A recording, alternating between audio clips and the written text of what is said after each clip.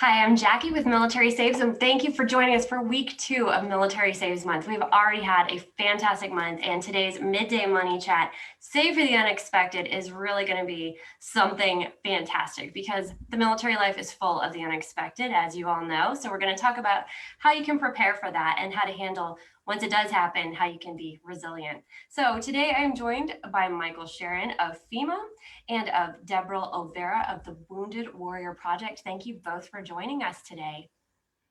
Thank you for having me. Absolutely. Great to be here. Thank you. So before we dive into the conversation and I formally introduce the guests, I just want to remind everyone tuning in to please do take the Military Saves Pledge. That is going to be your tool where we send you texts, we send you emails, reminders, free tips, free resources that are all goal-based. And they are going to be, whether you're saving for retirement, for a car, for your children's college, anything that you're looking for, you customize it, and then we will send you the particulars that you need to keep you on track. So I've dropped a link there. Please do take the pledge or repledge.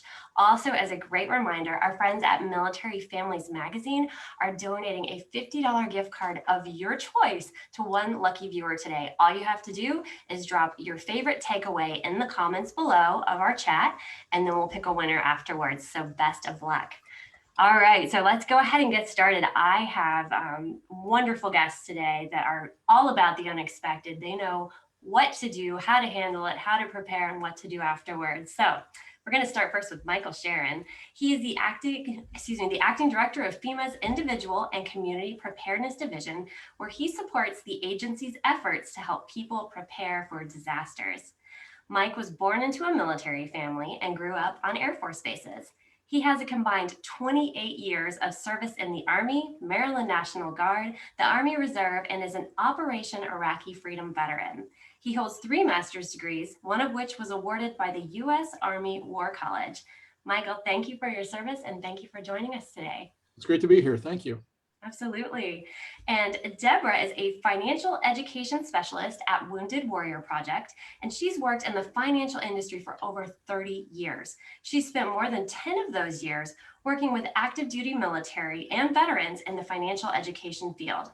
Deborah is of the philosophy that everyone's life and economic situation is unique. She's dedicated to learning about the nuances related to personal goals to build a sound financial security plan focused on specific needs. Deborah, thank you for joining us today. Thank you. I'm glad to be here. Absolutely. Well, let's go ahead and jump into it. Unexpected and military just seem to go hand in hand. No matter how much you think you plan, there are going to be things that surprise you. We often call him Sergeant Murphy of Murphy's Law, which is anything that can go wrong will. And that seems to happen quite a bit, especially during deployments, during PCS moves, when the military spouse is holding down the home front. That's when cars break, bones break, water tanks go. So that's just some of the unexpected that we face in military life. But I want to ask each of you, what does unexpected mean to you? And I'll go ahead and start with you, Deborah. So unexpected is anything that you don't see coming, something that takes you by surprise. As you had mentioned, it could be something like a car repair or job loss, or maybe even having to pay, insurance deductibles for a car or for home repairs. Absolutely. And those all cost money. There is nothing cheap about any of those items. There's usually expenses that are related to unexpected. So yes, I agree with that. Very true. And how about you, Michael? Of course, from the FEMA perspective, we look at unexpected in a much broader perspective, and those are those kinds of big emergencies that maybe you thought were coming, or maybe you didn't anticipate, that can turn your whole life upside down. In the more normal kind of years, I would talk to you about folks that were living in places like Keesler Air Force Base in Mississippi, or some of our bases in Florida that get impacted by hurricanes, or Camp Lejeune. Even Offutt Air Force Base out in Nebraska with flooding. But certainly we've seen in the last 12 to 13 months an example of the unexpected with a pandemic that's impacted everybody in this country and around the world as well. And those things, those kinds of emergencies, human caused, natural diseases, things like that, can throw those curveballs at you and lead to the other kinds of unexpected, or help exacerbate the other kinds of unexpected that Deborah was talking about. And so we try and ask folks to think about what some of those things might be and help build their personal resilience. Very good. And so that's right. It is on both a micro and a macro level. It could be something that happens in your house, or it could be a natural disaster. I personally live in Florida, so I've seen what the hurricanes can do and have done to some of our bases, especially in the panhandle here. So let's then talk a little bit about, I guess I'll go back to you, Michael, talking about that broader scale of a disaster. Can you give me an example of a disaster you've worked through and experienced, and what were some of the ramifications of the damage of something on a large scale? So there's a lot of potential impacts for all of our customers and all of our friends that are out there watching the stream. First, you may, if you're not insured, your house may be damaged, your apartment may be damaged, and you find yourself without that financial safety net. And in some cases, things like flooding or certain other kinds of perils may not be covered by your insurance, or maybe you don't have that insurance in place yet. And so you find yourself having to cover some of those expenses out of pocket. And they could be the simple things, like maybe you've got to evacuate. And how are you going to pay if you don't have friends to stay with or another place to go? How are you going to pay for a hotel room? How are you going to pay for those transportation costs? Or they could be very catastrophic things, picking up the costs of rebuilding your home, because even when you have insurance, sometimes it takes a little while.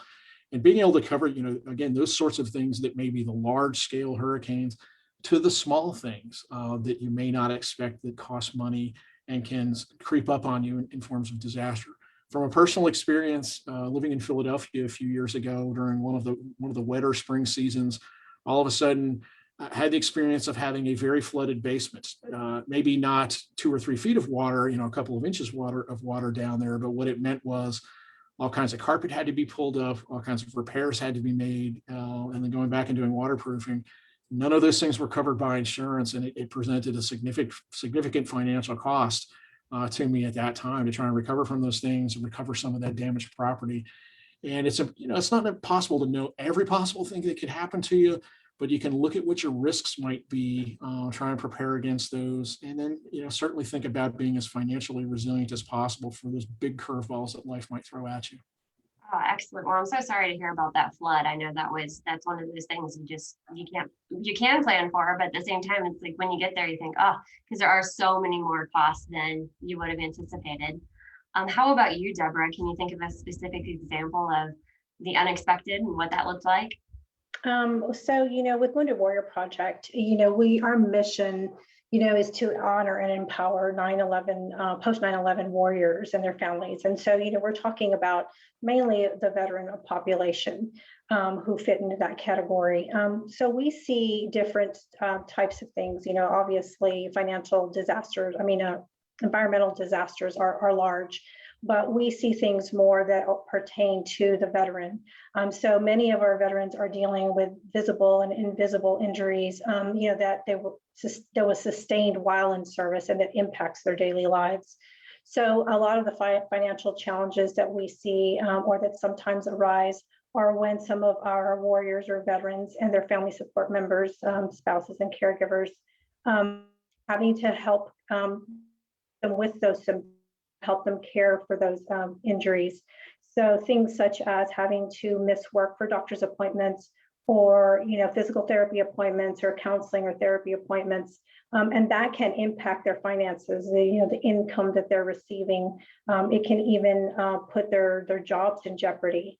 We also see challenges with warriors who are transitioning, and that would be anybody who's going from active duty, being an active duty service member, and transitioning into the civilian life. They do incur additional expenses, increased expenses that they didn't have while they were active duty, such as maybe having to pay for health insurance that they didn't have to pay for before. So those premiums can be quite substantial on a monthly basis, and now all of a sudden they have to pay out of pocket for it. They also are not receiving certain types of income, such as basic allowance for housing, or the BAH. So that stream of income has decreased. And then we also find just the gaps of income. So as they receive their last LES or that last paycheck, and then they're waiting for their benefits to kick in, such as their ability or their pension, or maybe even getting that first paycheck from their new job, it never happens perfectly where one just comes in and then the other one takes over. There's usually some time in between all of that. And so that can also cause, significant hardships that can keep them from being able to save and become financial resilient, and be prepared for the types of events that Michael has mentioned.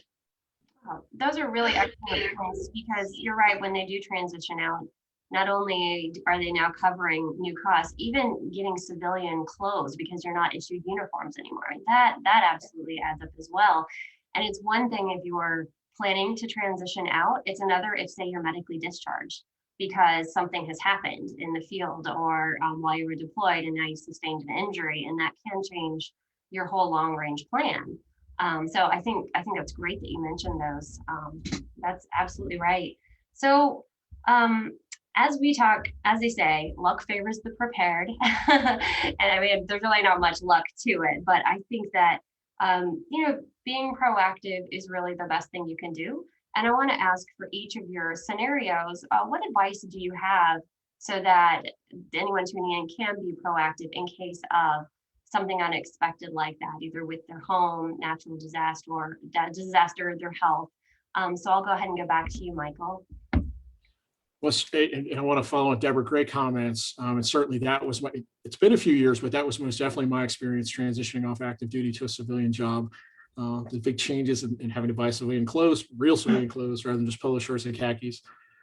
As well as, and also in some cases, if you take a new job as your transition, you might have to move, and perhaps your PCS will cover some of that, but you may now be in a higher cost area that you're not used to, and you don't have a lot of those institutional support networks that are there. And it's amazing how much that can also help you with your overall stability. Well, the example that I would use in terms of preparedness is a couple things. So for FEMA, what we've tried to do is produce a toolkit for everybody to help them go through a series of steps to be prepared. And we call it the EFAC, the Emergency Financial First Aid Kit. So for anybody who's out there on the stream right now, who's served overseas recently, or even domestically, you're probably familiar with the concept of the IFAC, your individual first aid kit. That thing that you carry on your belt if you're going into a combat situation that can be help make the difference between life and death.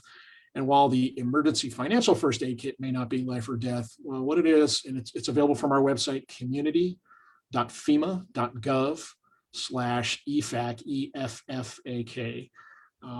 But it provides a series of tools and steps that you can take to make sure things that you can be as financially resilient as possible within your current means.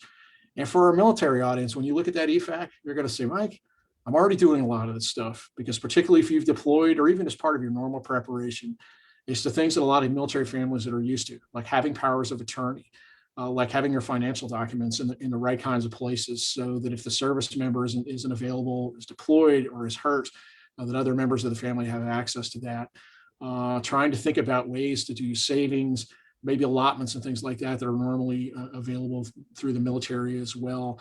But those kinds of small steps that you can take, because the road to financial resilience, it can be pretty daunting, especially for all of us right now, and the impacts that we're seeing in the pandemic.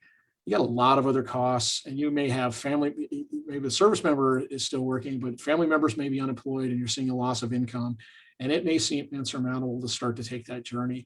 But you can do the small steps in terms of documentation, and then think about making sure that you have your insurance lined up and setting aside financial resources kind of for that rainy day, and being aware of some of the other things that are available, because having that cushion that's there will help you through a lot of the hard times. And even if it's a large disaster and FEMA comes in, we're able to provide a lot of assistance, but we're not going to make you completely whole. It's a supplement, and even a lot of that assistance is provided in the terms of low interest loans. So I strongly encourage everybody, to look at things like insurance. Again, as military members, you're certainly familiar. If you haven't seen the ads, you've got to have seen the ads. You're certainly probably familiar with USAA and some other organizations like that focus on military members.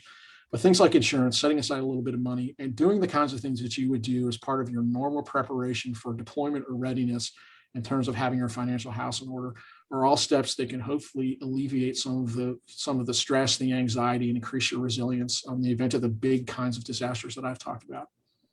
Excellent. And you're so right about having that paperwork in order. And for those of you who are home, military spouses holding down the home front, make sure you have power of attorney, because you never know what's going to come up while your spouse is away. And you want to make sure that you've got some semblance of control, especially if you're not able to reach him or her while they're out in the field. So really great advice. Thank you, Mike. So how about you then, Deborah? What would you advise? You have some sort of tips for preparedness?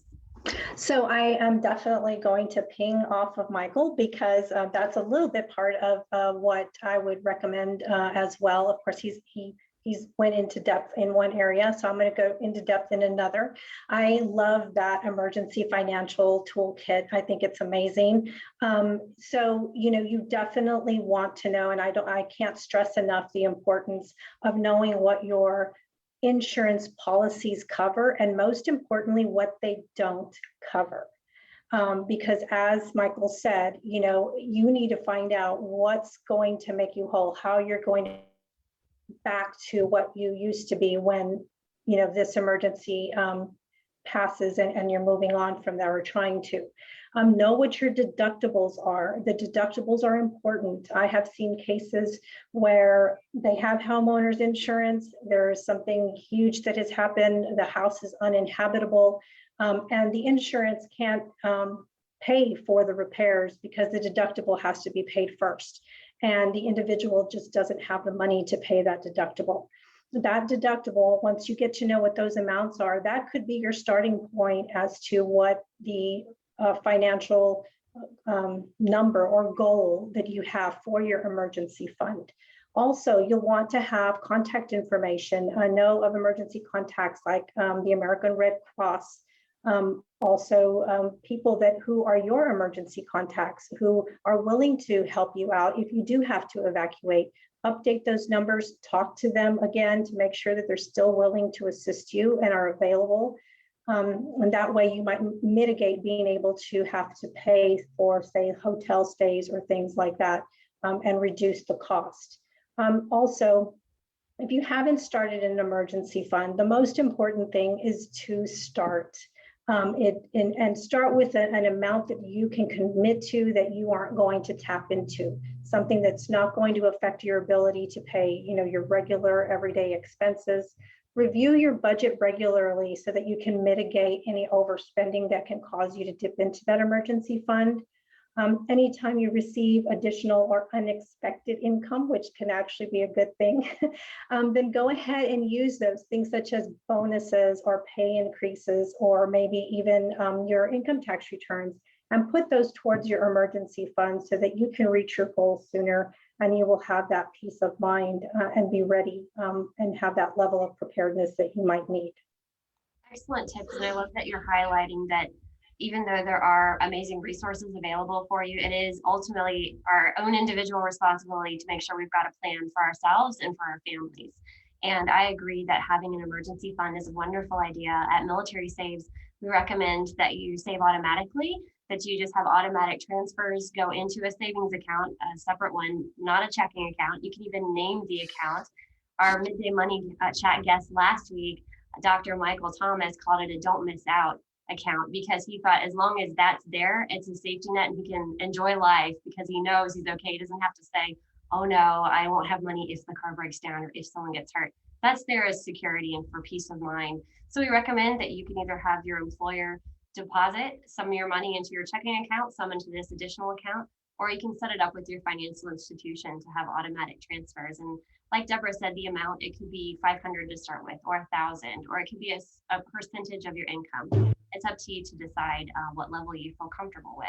So great tips. I appreciate that. So I'm interested now on your philosophy on why it's better to be proactive versus reactive. And Michael, I'll go ahead and ask you that. To me, it's better to be proactive as much as possible, because you can control you have a lot more control over your fate when times are good, and you're not under stress and trying to make decisions that might be imperfect decisions because life has thrown you a curveball. And to be proactive, and you've got the time to think about what some of the secondary consequences might be.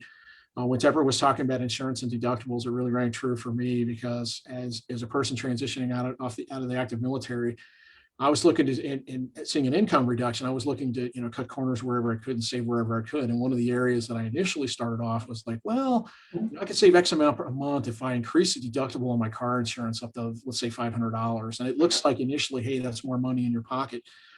But I had to balance that also with, well, but I'm also at that point commuting a fairly significant distance every day. And what are the odds that I might get in an accident? And geez, I'm $500 is a long way away. And $250, let's say, is potentially a lot more affordable, even though it raises the monthly cost of my car insurance. And so when you're in a position to think about those things, when the sky is shining, the sun's shining like it is up in here in Maryland today, and times are reasonably good, and you can think about the bad times and make smart decisions that will pay off for you when times are rough and you're having to make a lot of other decisions and take care of your life under a lot of other stress. So it really helps you make the smart choices now, rather than when your back is against the wall because of a disaster or because of some other kind of calamity that's befallen you or your family. That's excellent. I love that strategy. Do it when you're calm and you're assured and you can plan versus when you're panicked, you're stressed, you're already financially strapped. How about you, Deborah? What would you say? So being proactive really reduces, and then this is kind of something you had mentioned earlier, it reduces the amount of money that you would have to borrow. So that would be, be it a credit card, a loan, maybe taking out of your 401k. It mitigates the risk that you may not be able to fix that emergency, as I had referenced earlier about not being able to repair a home and it not being habitable because you're not able to pay for the deductible. So being proactive and having that preparedness mitigates those types of things. Most importantly, it really reduces the stress that you experience during an emergency. An emergency, just by saying the word, elevates your stress levels. And so, adding the, stress of how am I going to get through this or pay for this really can affect you. All of these outcomes can affect your personal and professional relationships. If your car is in disrepair and you don't have access to public transportation, you may not be able to get to work, and that can affect how much money you get paid or the income that you receive, or even job loss. And in other instances, there are some careers that you aren't able to have too much debt because it can negatively impact your employment. So being prepared really puts you in a position where you're not jeopardizing, those personal and professional relationships. And it's like Michael said, whenever you're reacting and you don't have a plan, then oftentimes you have to take what you can get, and it really reduces the options that you have available to you. You have less control. That's actually a really good point, because if it is a shared experience like a flood or hurricane, COVID, everyone's going to be making that mad dash for the store. Everyone's going to be going to the gas station. But if you're already prepared, you've got your paperwork and you know where it is. You've got your insurance, you're familiar with those, and you've got your money saved up. You're already probably a step ahead of most everyone else. So that's a really good way to give you peace of mind and to reduce that stress.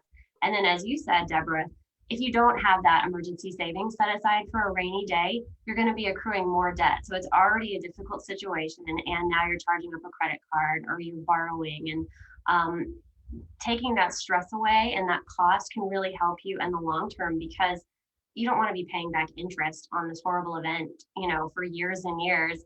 So just be proactive today and have that strategy, and then you'll be positioned for success. I think that's really great advice. So, I know that you talked about, Michael, that tool that you have with FEMA, and we can be sure to link that for anyone tuning in. But for any other, let's talk about preparing for something in advance. I know you talked about having insurance. What else would you recommend, like emergency supplies, or what would you say to help prepare someone? So right now, if they're watching this and say, ooh, I need to get a jump on this, maybe another disaster is approaching, what should they do? Well, first thing would be, wherever you are, become acquainted with the risks or the hazards that are in your particular area. Certainly if you're on the Gulf Coast, Jackie, we're talking about Florida, hurricanes are a thing, but if you're living near a river, or potentially, think about what's the risk to you in terms of flooding. And it may be a very different set of risks if you are assigned to a particular installation, but you're living off of that installation, and what those things can be. Because that's the first step in understanding probably the steps that you need to take. I can't underscore the importance, we're calling it now really personal resilience, but the importance of doing these kinds of preparations. It's great to have things like emergency supplies on hand, because it may take a while, especially if you're dispersed from your home, for additional supplemental to assistance to arrive. But as Deborah talked about as well, having things like a contact plan so that you know how to get a hold of other individuals and they can get a hold of you, and so that your family outside the area knows that you're safe, will go an incredibly long way toward maintaining your personal peace of mind and their personal peace of mind, because they won't be texting you every 5 minutes trying to see where you are as you're trying to evacuate. But it's never too late to start. So take the small steps, and we have a number of things through the community.fema.gov and the ready.gov websites that go into a lot of specific detail about preparedness actions you can take for various types of hazards. But it starts small, and don't think that it's insurmountable. If you decide that you want to do 6 months of emergency supplies, it's like, oh gosh, I'll never get there. But it's the little things that make a difference. It's taking one small action a month to maybe have that plan, or looking at what you have around the house. You may say, I need 72 hours worth of food. Well, open up the pantry and the refrigerator. You might find that it's already there, and you don't have to go do something different, that you're already better prepared than you think. Take stock of that. And again, take those small steps, and don't be discouraged by the fact that that goal of taking action may seem a little bit insurmountable at first, particularly if you're in the difficult financial straits that a lot of folks find themselves these days. But it's never too late to start, and just one action at a time. You do one thing 2 or 3 months in a row to better prepare yourself and your family. And the next thing you know, it becomes a habit. And over the course of a year, you're very prepared, you're very resilient. I had to learn that lesson the hard way, frankly, during the pandemic, because I was not nearly as prepared as I thought I might be. And when faced with, oh my gosh, we may have like grocery stores that are going to be closed down, and things like that. I didn't go, run out and buy 70 rolls of toilet paper, but all of a sudden I had to rethink my strategies. And even when grocery stores and things like that were operating, what did I need to have on hand for the potential of those disruptions? And the same thing with financial disruptions. As you all know, I'm a federal employee, and a couple of years ago, we had a significant shutdown of the federal government that also impacted FEMA. And a number of us did not get paid for weeks on end. And I had never been in a situation like that. I'd been in some situations where I was living probably paycheck to paycheck, but I was, for the first time in my life, faced with a situation where I had significant expenses, and I didn't know when my income was going to be restored. And so I resolved after that to start taking some of those kinds of steps through the kinds of emergency funds that you all have talked about, paying myself first, even start off a little bit at a time, just like $50 a month, going over into a savings account where it came automatically out of my checking account, so I wouldn't be able to be tempted to go spend it. But those little steps take you to bigger steps. And then the next thing you know, over time, it may not happen overnight, you've found that you and your family are more resilient. And the last thing I want to add on that is, by you and your family being more resilient, you're going to help others too. Listen, everybody on this call, everybody's out there streaming, we're part of a culture that really values, folks that are associated with the military, that values an ethos of service. And, when you're able to take care of yourself, then you're also able to help pay it forward and help your fellow service members, other family members, things like that, who are members of your community that may also be in need. So if nothing else, it helps you be resilient, but it's in the long term, the more of us that are resilient, the more we're all able to better serve each other and those that need our help the most. That was fantastic. You just said so many things that I'd love to touch on a couple points before I move on, but that's exactly right. And as far as starting small, we say that here with Military Saves, start small, think big. You don't have to automatically have $5,000 saved up, but if you are just putting a set amount aside every paycheck, just as a habit, set it and forget it, automatically transferring like you're doing into your account. You're not even going to see it. You're not going to think about it, and it will be there when you need it. Another thing that you said that rings true, yes, we all get stationed in such different areas and regions than what we grew up in. So I'm from Florida, and when I lived in Maryland, we had this massive snowstorm. We had about 3 feet of snow. You were probably there for that. And they shut our base down. They were ticketing anyone who was driving. There was no school, no work. And I thought, oh my gosh, we don't even own a snow shovel. Like, you know? And then I'd have friends who'd PCS to Florida and they'd say, okay, what do I need to have for hurricanes? And I'd say, okay, here's what you need. So it is good when you research the area that you're going to move to, because it may be completely different than what you're used to, but you can still build a preparedness plan. You can talk to your neighbors, build that up, that sense of community. And next thing you know, you'll be shoveling each other's driveways, or you'll have chainsaws to cut down trees that have fallen, and you'll just be working together, like you said, with that service. So Deborah, I'm thinking of your constituency with Wounded Warrior, and a lot of our service members go overseas, they go selflessly, and a lot of times they do come back with injuries, with wounds, and you can't always see them. And suddenly they might need to be fitted for prosthetics, or their house may need to be changed because they need ramps for wheelchairs, or like you said, there's additional like therapy appointments and all sorts of things that you don't really expect, but it's something that you've got to learn to adapt to, cover the cost of, and just kind of make part of your normal life now. So what I'm wondering is, what sort of resources would you recommend to anyone with your constituency who may be facing those, either active duty or veterans who are now experiencing that as part of their everyday life? So you definitely want to, be in touch with the VA, because the VA is able to provide you with resources in some instances, talk to you a little bit about your benefits. There are also, many veterans organizations that can also talk to you about your benefits. Wounded Warrior Project being one of them. And knowing what is available to you as far as the VA is concerned is one of your first steps, more than likely. You can reach out to the veterans organizations, talk to them about what it is that you need, and they can provide you with community resources along with national resources or state resources. You can reach out to Wounded Warrior Project if you're looking for some resources, and we can provide you with some of those, along with give you more information about criteria and eligibility for enrollment. But I would definitely start there. Start with the VA.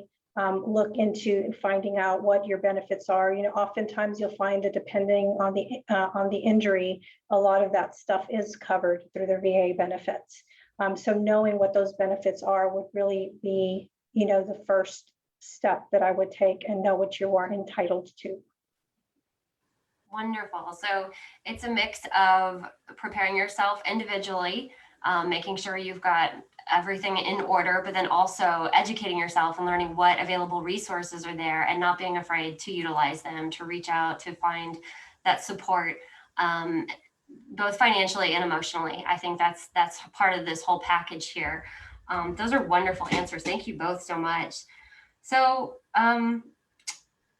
before we conclude, I was wondering if either of you have any other final thoughts that you would like to share with our viewers today. You have given such a wealth of information. I know anyone tuning in hopefully feels inspired to start planning today for tomorrow. And it's not to scare you, but it's to just give you that peace of mind. So if and when something does come up, you'll already be several steps ahead. So I'll start with you, Deborah. Do you have anything else you'd like to add? Yes, I actually do. So thank you for giving me a moment. So, being financially prepared or resilient can often seem daunting. And it is a constant work in progress. You want to start off at a pace that you're comfortable with. And you want to be ready to, review, that plan and adjust it often. What's important is to stick with it. Keep working on it until you find what works for you. The only plan that is guaranteed to not succeed is the one that you never start. Perfect. That reminds me of something my mom used to say, which was, what was it? It was fail to prepare and prepare to fail. That's what it was. So I do like what you said. Just start that plan. It doesn't have to be perfect, but it does have to be progress. You're just taking some sort of action, because inaction is also a choice, but that's not going to serve you. So thank you for that, Deborah. That's great. How about you, Michael?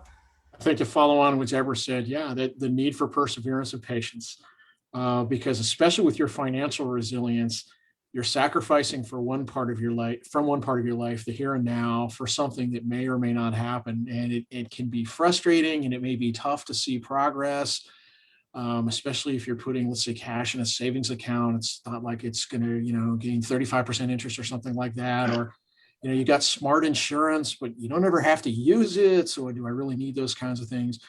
But persevere and help continue to build that safety net. Don't give up on those little steps, because as we both talked about, it's important to stick with the plan. And every little step you take is a further journey down that road that gets you closer to that goal. It may not seem that way. That mountain may not look like it's getting any closer as you proceed down the road, but you are making progress. And the next thing you know, you will be there. And every little step counts.